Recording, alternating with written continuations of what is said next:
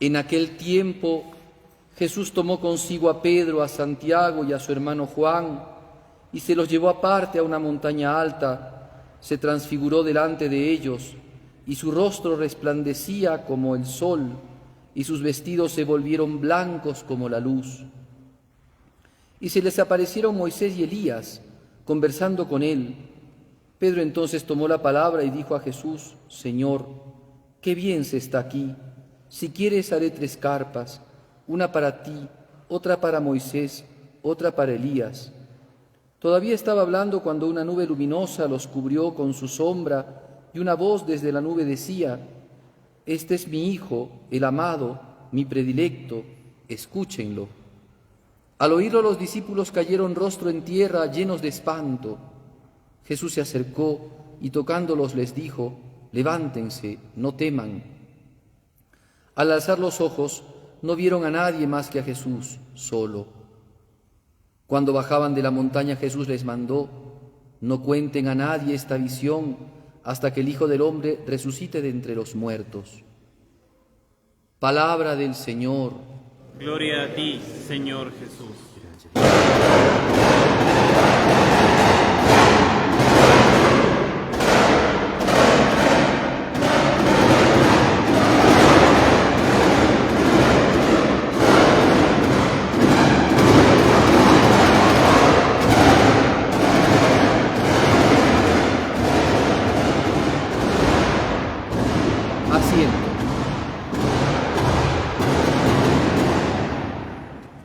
Asiento.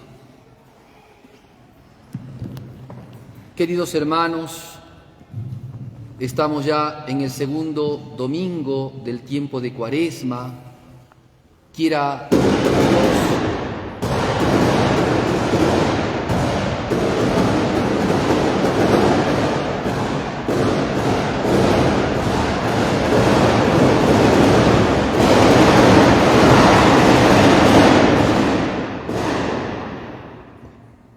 parecía que estábamos en la toma de Lima. Queridos hermanos, nos encontramos en el segundo domingo del tiempo de Cuaresma y el texto del Evangelio es un texto extraño, digámoslo así, porque este tiempo de Cuaresma es un tiempo de conversión, ¿no? No es extraño cuando lo vemos en el fondo, por supuesto, pero al parecer nuestro itinerario nos va haciendo reflexionar siempre sobre la penitencia, sobre el ayuno, sobre la misericordia, sobre la oración, y de repente ahora nos da el ministernos en el amor de Jesucristo, apartarnos del pecado, romper con los vicios, romper con los prejuicios contra nuestros pensamientos irracionales, contra esos elementos en nuestra vida que nos apartan de Dios, nuestros juicios propios, nuestro orgullo, nuestro amor propio, que tanto nos impide conocer la voz de Dios y atender al Señor y meditar, por ejemplo, en la pasión. Dios quiera que este tiempo de Cuaresma sea un tiempo en el que nosotros realmente nos pongamos a reflexionar, nos pongamos a acercarnos más a Dios, pongamos nuestro corazón a los pies de Jesucristo y miremos nuestros pecados para arrepentirnos, para no volver a caer en ellos, para apartarnos del pecado con toda decisión, porque lamentablemente a veces el pecado nos atosiga, nos ata, nos molesta, pero también nos esclaviza y nos impide estar en contacto con Dios. Entonces hay que seguir trabajando. La Cuaresma no es un tiempo para estar con los brazos cruzados. Es un tiempo para trabajar, hay que trabajar en las cosas de Dios. La Cuaresma pide, exige cosas. Una de esas cosas, por ejemplo, es el ayuno. Dios quiera que no sea solamente el miércoles de ceniza, el único día que hayamos hecho ayuno. Hay que hacer ayuno durante la semana también. Y hay que pensar, ¿qué día voy a hacer ayuno? ¿Cuándo voy a ofrecer mi ayuno al Señor? ¿Qué día? A ver, en esta semana, lunes, martes, el viernes normalmente, para la iglesia es el día penitencial. Bueno, un ayunito el viernes. Una penitencia, un acto de sacrificio, un acto de abnegación. Cuánto bien nos hace para templar nuestra alma, pero además para suplicar misericordia a Dios. Y después la oración, a ver cómo estamos rezando. Hemos tomado la Sagrada Escritura, por ejemplo, estamos agarrando los Evangelios, la pasión de Jesucristo, estamos meditando la pasión. Estamos haciendo obras de misericordia. ¿Qué estamos haciendo en la Cuaresma? Eso es importante. ¿O estamos dejándola pasar, no? Porque si es que entendemos esto, vamos a entender el sentido de este Evangelio. Voy a hablar un poco acerca de esto, porque como les digo, milagro de la transfiguración es lo que nos presenta la segunda semana del tiempo de Cuaresma. Y este milagro se dio durante el tiempo de predicación de Cristo en Galilea. Nos dice el texto, sin mucho preámbulo, que Cristo subió con 3 apóstoles, Pedro, Santiago y Juan, subió a un monte alto. Ese monte se entiende que es el monte Tabor, que queda al norte en Tierra Santa, ¿no? Y entonces allí en el monte, estando ellos posiblemente rezando, Cristo se transfiguró. ¿Qué significa transfigurar? Su figura cambió. De ser, aparente, su apariencia como la nuestra, de repente su rostro se puso como el sol, ¿no? Lleno de luz, resplandeciente, con fulgor. Sus vestidos se pusieron blanquísimos. No hay ningún tipo de lavandero, dice San Lucas, que pueda dejar tan blancos, San Marcos, perdón, que pueda dejar tan blancos esos vestidos como los tenía Jesucristo. Y se aparecieron con Jesús 2 personajes del Antiguo Testamento, Moisés y Elías. Y después dice, una nube los tapó y se escuchó en la nube la voz del Señor que dijo, este es mi Hijo amado, mi predilecto, ¿no? En quien tengo mis complacencias. Ese fue el milagro de la transfiguración, un milagro en el que Cristo mudó de aspecto para mostrar algo a los apóstoles, para hacerle ver algo a los apóstoles, ¿no? Para hacer ver de que ese cuerpo, de que ese hombre, que es Jesucristo, sin embargo, no es un hombre común como los demás, sino que es el Hijo de Dios y tiene la resplandecencia de Dios y muestra el cuerpo unido a la divinidad. Entonces es una aparición, es una revelación un poquito de lo que es el cielo. Claro, no es que vieron a Dios, pero vieron los fulgores de Dios, el resplandor de Dios en el cuerpo de Jesucristo, porque Cristo es Dios. Entonces se les muestra el cielo, se les muestra un poco de la divinidad, de la luz divina, y quedan tan complacidos, quedan tan extasiados, que San Pedro dice, Señor, qué bien se está aquí, qué bien se está aquí, hagamos 3 tiendas, ya no bajemos, no hace falta, ya para qué bajamos, quedémonos aquí. Es lo que tienen las almas cuando están en el cielo. Los del cielo no se quieren ir del cielo, porque gozan eternamente de Dios, porque han llegado a su término, a su fin, a la paz, a la gloria. No quieren irse de Dios. Es imposible salir de Dios, es imposible no porque Dios haya aprisionado a los que están en el cielo, sino porque las almas no quieren dejar a Dios. Es como los insectitos que van a la luz y no pueden dejar de ir a la luz. Esa necesidad tienen, ¿no? La necesidad de su naturaleza.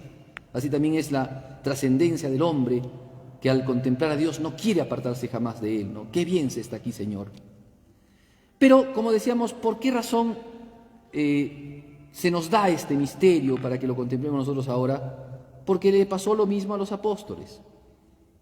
Cuando uno va a versículos antes, ¿no? Lee la Biblia, acuérdense que este texto está en San Mateo, en San Marcos y en San Lucas. San Juan no tiene la transfiguración, pero sí en los otros 3 evangelios.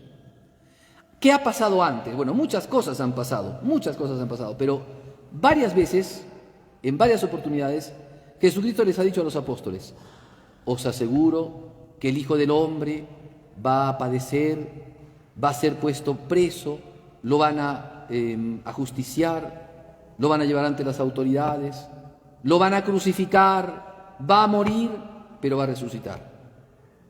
Jesucristo se los había dicho varias veces. Y les voy a contar algunas, para que vean cómo los apóstoles oían pero no escuchaban. En una oportunidad, por ejemplo, les dice, les profetiza, ¿no? Os aseguro que el Hijo del Hombre, ¿no? Va a ser puesto en manos de las autoridades, de los ancianos, de los escribas, y lo van a condenar y lo van a crucificar. Y San Pedro, que había escuchado, se fue donde Jesús, lo llamó aparte, y para corregirlo a Jesús, imagínense, para corregir al maestro, ¿no? Le dice: Señor, eso no pase contigo, eso no sea así. Y ante esa frase de San Pedro, Jesucristo le dice: apártate de mí, Satanás. Tus pensamientos no son los de Dios, son los de los hombres. Tu querer no es el de Dios. Entonces sí habían escuchado, pero en su juicio los apóstoles jamás de los jamases pensarían, se les imaginaba, se les podía proyectar que Jesucristo fuese a padecer y a morir. Jamás. En otra oportunidad iban caminando, dice, y Jesucristo les contó: os aseguro que el Hijo del Hombre va a padecer, va a morir por mano de los hombres, va a ser crucificado, va a resucitar. Y los apóstoles no entendían, dice, no entendían lo que decía Jesucristo. De repente iban caminando, llegan a un lugar y Jesucristo les pregunta: ¿de qué vienen hablando? ¿Y saben de lo que venían hablando los apóstoles? ¿Quién tenía el primer lugar? ¿Quién era el mejor? Y entonces Jesucristo llamó a un niño y les dice: el que quiera ser el mayor, que se haga como este niño, porque Dios es el reino de los cielos. Y el que quiera ser el mayor, que se haga el servidor de todos. Pero lo que quiero decir es que ante las frases de Jesucristo de la llegada de su pasión, no lo entendían, no lo escuchaban, no le hacían caso.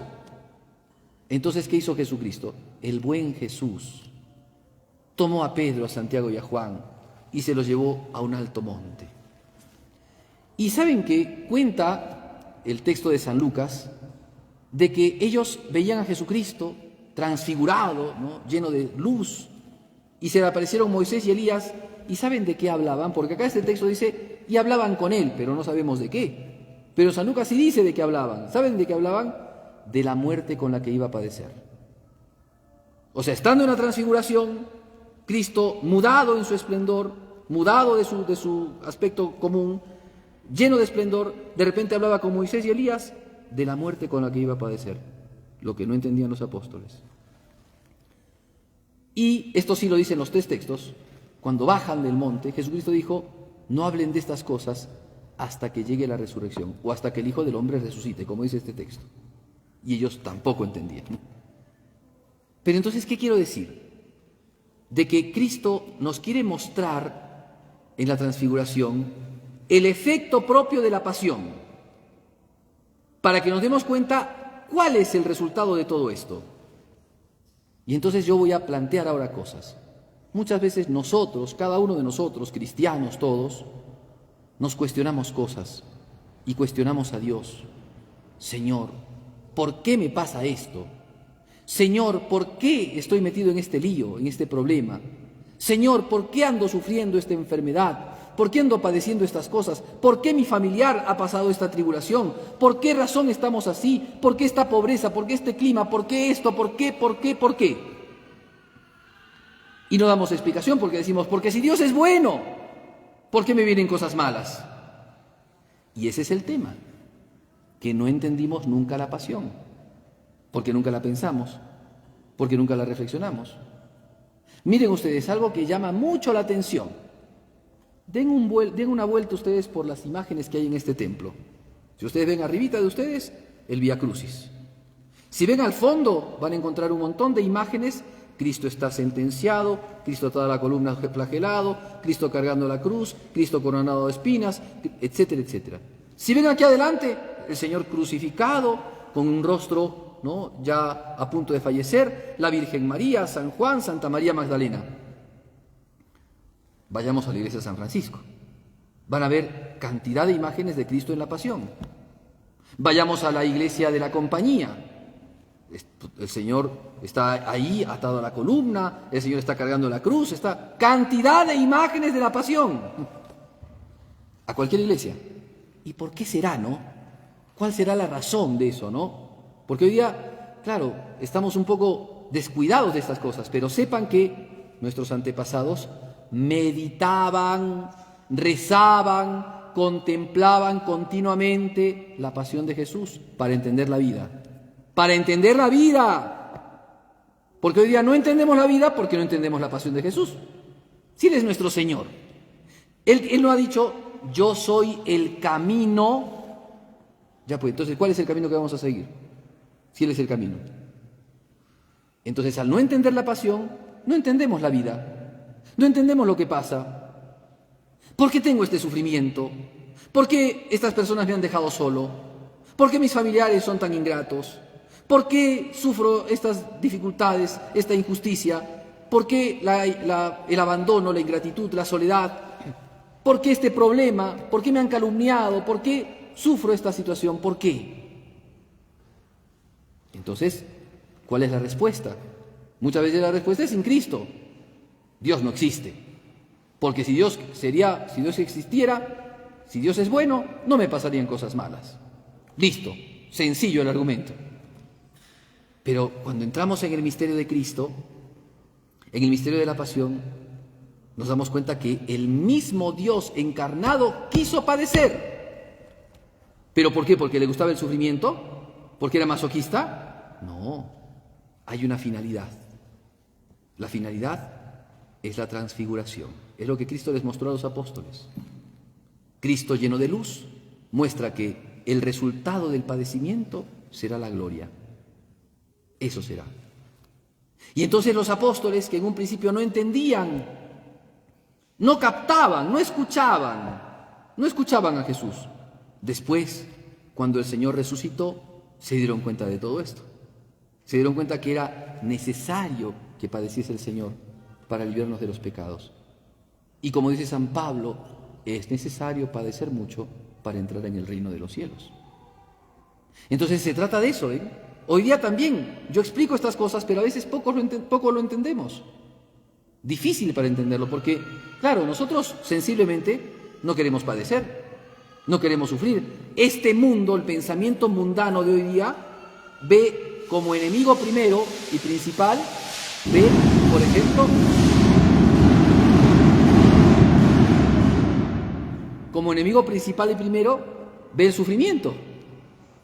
Y el sufrimiento no es el principal de nuestros enemigos. El enemigo que tenemos es el diablo, no el sufrimiento. Y han puesto parámetros en su vida. Por eso es que vivimos muy alejados del cristianismo. Nos decimos cristianos, pero vivimos alejados del cristianismo, de la esencia del cristianismo. Miren ustedes, San Pablo llegaba a decir, para nosotros, la cruz, que es la situación de la mayor ignominia de Cristo, la cruz es para nosotros sabiduría y fuerza. Yo preguntaría para cada uno de nosotros, si nos preguntamos individualmente y personalmente, para ti, ¿la cruz es fuerza? ¿Es sabiduría? ¿Tomas tu sabiduría de la cruz? ¿O tomas tu sabiduría, por ejemplo, no sé, de los libros de actualidad, ¿no? De los libros de moda, de los memes de moda? Esa es la fuerza que tomamos, esa es la sabiduría del hombre de hoy, ¿no? Esa sabiduría de ironías de los memes que salen, ¿no?, en las redes sociales, en el Twitter, en el Instagram, en el Facebook. ¿La sabiduría es Cristo? ¿Es la cruz de Cristo? ¿O nuestra sabiduría va por otros lados? Por eso nos damos cuenta, ¿dónde está nuestro cristianismo? Por eso Cristo se transfigura. Esa es la razón de la transfiguración. Mostrarnos cuál es el panorama. La palabra panorama es una palabra que viene del griego panjorao, que significa ver todo. Nos muestra todo. Cristo nos muestra todo. Nos muestra que, sí es cierto, en nuestra vida van a haber dificultades como en la de Él. Y vamos a tener que cargar una cruz si queremos ser cristianos. Y vamos a ser perseguidos por el mundo, si es que somos cristianos. Y vamos a sufrir muchas veces injusticias, dificultades, enfermedades y X de cosas. Pero ¿cuál es el final? El fin del panorama. ¿Cuál es el horizonte? La vida eterna, el cielo, la participación en la naturaleza divina. Aquello que hizo decir a San Pedro, Señor, qué bien que es estarnos aquí, quedémonos aquí. Es eso, la alegría de los santos, la alegría del cielo. Eso es lo que el Evangelio de hoy y la liturgia de hoy quiere comunicarnos. Que en nuestro recorrido cuaresmal, que es un recorrido de ascética, vencimiento, no voy a comer esto que me gusta, no lo voy a comer. O esto que está feo, me lo voy a comer, ofreciéndoselo al Señor. No me gusta hacer determinados esfuerzos, pues los voy a hacer. Me cuesta un poco tratar a esta persona, pues lo voy a tratar con dulzura. Vencimientos, véncete a ti mismo. Penitencia, mis pecados. ¿Cuántas veces he ofendido a Dios? ¿Cómo los he reparado? ¿Cómo los estoy reparando mis pecados? ¿Qué quieren que estemos cuánto tiempo en el purgatorio? Si no purificamos nuestros pecados ahora, ¿cuánto tiempo van a creer que vamos a estar en el purgatorio? Es momento de purificar. Entonces nosotros que estamos llamados a purificar nuestras almas mediante la penitencia, clamar misericordia a Dios y obrar con el prójimo la misericordia, porque como dice la Escritura, la misericordia, la limosna, cubre la multitud de nuestros pecados. Entonces, los que estamos llamados a esto, no pensemos que este es el fin de la vida cristiana. Este es el medio, no es el fin. Es el medio. La austeridad, la penitencia, la oración de intimidad con Jesucristo, ya es un poco fin esa oración, pero la misericordia, todo es medio. ¿El fin cuál es?